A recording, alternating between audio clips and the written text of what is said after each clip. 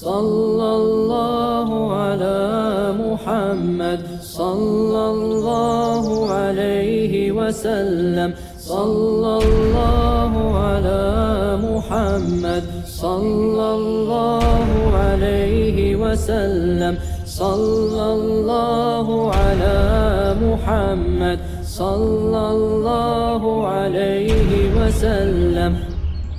بسم اللہ الرحمن الرحیم۔ قصیدہ بردہ شریف کی چھٹی فصل ہے فی ذکر شرف القرآن۔ آج کے اس سبق کے اندر ہم 3 اشعار کا ترجمہ اور تشریح سمجھیں گے۔ حضرت ناظم رحمہ اللہ تعالیٰ فرماتے ہیں: دعنی و وصفی آیات لہو ظہرت ظہور نار الکرا لیلا علی علمی فالدر یزداد حسنا وہو منتظمی ولیس ینقص قدرا غیر منتظمی فما تتاول اعمال المدیح الی ما فیہ من کرم الاخلاق والشیم۔ ترجمہ دیکھ لیں۔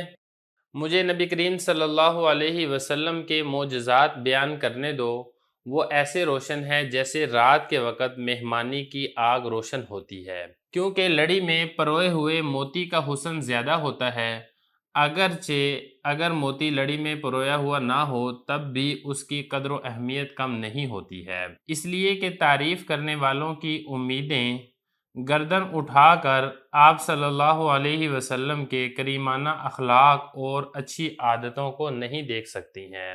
اس کا ترجمہ ہو چکا ہے۔ آپ چلتے ہیں ایک ایک لفظ کے ترجمے کی طرف، پھر انشاءاللہ اس کی تشریح کرتے ہیں۔ دع، اس کا مطلب ہوتا ہے چھوڑ دے۔ نی، مجھے، تو دانی کا مطلب ہوگا مجھے چھوڑ دے۔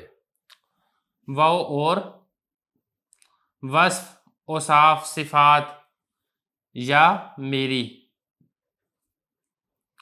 یعنی جو میں نبی کریم صلی اللہ علیہ وسلم کی اوصاف اور آپ صلی اللہ علیہ وسلم کی اچھی صفات بیان کر رہا ہوں، مجھے یہ بیان کرنے دو، مجھے اس سے منع نہ کرو۔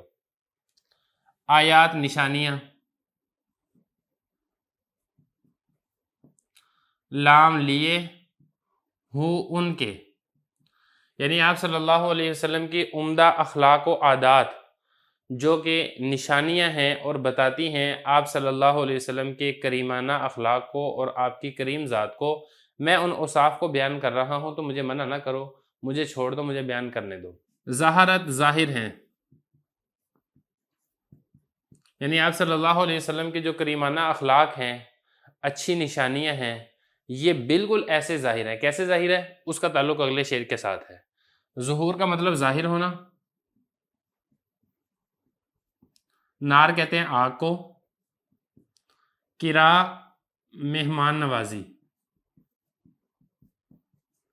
لیل رات، علا پر، علم نشانی۔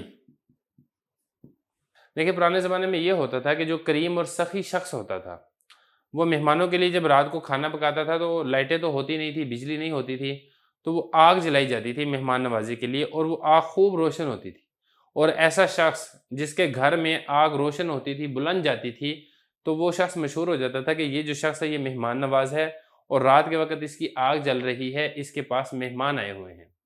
تو بتانے ہی چاہ رہے ہیں کہ جس طرح رات کے وقت مہمان نوازی کرنے والے کی آگ روشن ہوتی ہے، دور سے دیکھنے والوں کو پتہ چل جاتا ہے کہ یہ والا بندہ بڑا سخی ہے، یہ والا بندہ بڑا مہمان نواز ہے، مہمانوں کا یہ خوب اکرام کرتا ہے۔ تو مطلب بتانے کی ضرورت نہیں ہے، یہ نشانی بالکل صاف اور ظاہر اور باہر ہوتی ہے۔ بالکل اسی طریقے سے آپ صلی اللہ علیہ وسلم کے جو کریمانہ اخلاق ہیں، اچھی عادات ہیں، عمدہ صفات ہیں، وہ بالکل ایسے ظاہر ہیں، واضح ہیں کہ کوئی بھی شخص دور سے دیکھے گا تو اس کو پتہ چل جائے گا کہ یہ جو ذات ہے، ذات مبارک نبی کریم صلی اللہ علیہ وسلم کی ہی ہو سکتی ہے۔ ایسے عمدہ اخلاق و صفات آپ صلی اللہ علیہ وسلم کے علاوہ کسی اور کے نہیں ہو سکتے ہیں۔ یہ ہو گیا پہلے شعر کا مطلب۔ آگے چلے۔ اس لیے کہ فا کا مطلب ہوتا ہے اس لیے۔ الدر، در کہتے ہیں موتی کو۔ یزدادو، زیادہ ہوتا ہے۔ حسن، اردو میں بھی حسن کے معنی میں آتا ہے، خوبصورتی کو کہتے ہیں۔ وہ، اور، ہوا، اس حال میں۔ منتظم، پرویا ہوتا ہے۔ آپ نے دیکھا ہوگا کہ جو موتی ہے اس کو لڑی کے اندر، ہار کے اندر پرویا جاتا ہے، تو وہ موتی جو لڑی کے اندر، ہار کے اندر پرویا جاتا ہے، اس خوبصورتی اور اس کا جو حسن ہے وہ اور زیادہ بڑھ جاتا ہے۔ اگرچہ موتی کو اگر اس ہار کے اندر پرویا نہ جائے، دھاگے کے اندر، لڑی کے اندر نہ بھی پرویا جائے، تو تب بھی اس کی قدر و اہمیت، مقام اور مرتبہ کم نہیں ہوتا۔ بس فرق اتنا ہے کہ اگر موتی ہار کے اندر ہو، لڑی کے اندر ہو، تو اس کا حسن اور اس کی قدر و قیمت مزید بڑھ جاتی ہے۔ یہ بتا رہے ہیں وہ اور لیسا نہیں ہے، ینقصو کم کرتا، قدر و منزلت، مقام اور مرتبہ، غیر علاوہ، منتظم پرویا ہوا۔ یعنی اگر جو موتی ہے وہ پرویا ہوا نہ ہو، لڑی کے اندر، دھاگے کے اندر، ہار کے اندر نہ ہو، تب بھی اس موتی کی جو اہمیت ہے، اس کی جو قیمت ہے وہ کم نہیں ہوتی۔ خلاصہ کہنے کا یہ ہے کہ آپ صلی اللہ علیہ وسلم کے جو معجزات ہیں، آپ صلی اللہ علیہ وسلم کے جو اخلاق حمیدہ ہیں، اور آپ صلی اللہ علیہ وسلم کی جو عمدہ صفات ہیں، ان کو مجھے بیان کرنے دو۔ ان کو میں بیان کروں گا تو پھر آپ صلی اللہ علیہ وسلم کا قدر و منزلت، مقام اور مرتبہ مزید کھل کر اور واضح ہو کر سامنے آ جائے گا۔ بالکل ایسے ہی جیسے کہ موتی وہ اگر ہار کے اندر ہو، لڑی کے اندر ہو، تو اس کا حسن اور خوبصورتی مزید بڑھ جاتی ہے۔ ایسے ہی آپ صلی اللہ علیہ وسلم کی جب عمدہ اخلاق اور صفات اور معجزات کا ذکر کیا جائے گا، تو آپ صلی اللہ علیہ وسلم کا جو حسن اور خوبصورتی ہے وہ مزید بڑھ کر اور مزید واضح ہو کر سامنے آئے گی۔ اگرچہ اگر ان اخلاق حمیدہ کا ذکر نہ کیا جائے، تب بھی آپ صلی اللہ علیہ وسلم کے مقام اور مرتبے میں، قدر و منزلت میں کسی قسم کی کمی نہیں ہو سکتی ہے۔ بالکل ایسے ہی موتی کو اگر ہار کے اندر، لڑی کے اندر نہ پرویا جائے، تب بھی موتی کے مقام اور مرتبے میں، قدر و منزلت میں کوئی کمی نہیں ہوتی ہے۔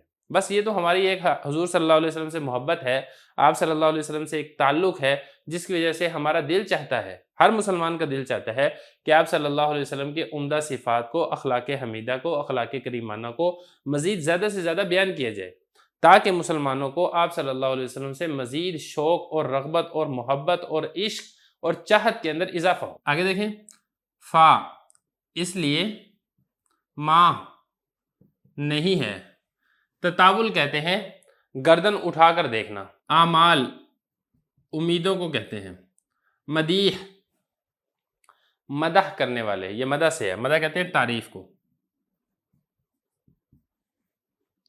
تو مدیح تعریف کرنے والے، الہ طرف، ما جو، فی میں، ہی ان، من سے، کرم سخاوت، اخلاق، کرم اخلاق کریمانہ اخلاق کو کہا جاتا ہے، اردو میں بھی اسی معنی میں استعمال ہوتا ہے۔ شیم یہ شیمہ کی جمع ہے، عادت کو کہا جاتا ہے۔ بتانا یہ چاہ رہے ہیں کہ تعریف کرنے والوں کی جو امیدیں ہیں وہ گردن اٹھا کر آپ صلی اللہ علیہ وسلم کی ذات مبارک، ذات مقدس کے اندر جو اچھے اور عمدہ اخلاق ہیں، کریمانہ صفات ہیں، کریمانہ اخلاق ہیں، گردن اٹھا کے ان کو نہیں دیکھ سکتے۔ دیکھیں کوئی چیز ہوتی ہے نا، وہ اونچی ہوتی ہے نا، اور اگر آپ ایسے سر جھکا کے بیٹھے ہوں اور آپ نے اگر کسی اونچی چیز کو دیکھنا ہے تو آپ ایسے گردن اٹھا کر دیکھتے ہیں، اور اگر کوئی چیز زیادہ اونچی ہے تو پھر آپ کیا کرتے ہیں، گردن اٹھانے کے ساتھ ساتھ اپنی ایڑیوں کو بھی اٹھاتے ہیں کہ آپ اس اونچی چیز کو دیکھ سکیں۔ بتانا یہ چاہ رہے ہیں کہ آپ صلی اللہ علیہ وسلم کے کریمانہ اخلاق، اچھی صفات، اوصاف حمیدہ وہ اتنی عظمت اور رفعت کی بلندیوں کے اوپر ہے کہ تعریف کرنے والوں کی جو امیدیں ہیں نا، اگر گردن اٹھا کر بھی دیکھنا چاہیں تو ہم صحیح طریقے سے آپ صلی اللہ علیہ وسلم کے کریمانہ اخلاق، عمدہ صفات، اچھی اور کریمانہ اخلاق تک نہیں پہنچ سکتے ہیں، اس کو نہیں دیکھ سکتے ہیں۔ لیکن ہمارا ایک آپ صلی اللہ علیہ وسلم سے تعلق ہے، جس لیے جہاں تک ہو سکتا ہے، ہمارے بس کے اندر جتنی تعریف ہو سکتی ہے وہ ہم کرتے رہیں گے۔ آپ صلی اللہ علیہ وسلم کے اوصاف حمیدہ کو جتنا بیان کرنا ممکن ہوگا وہ ہم بیان انشاءاللہ کرتے رہیں گے۔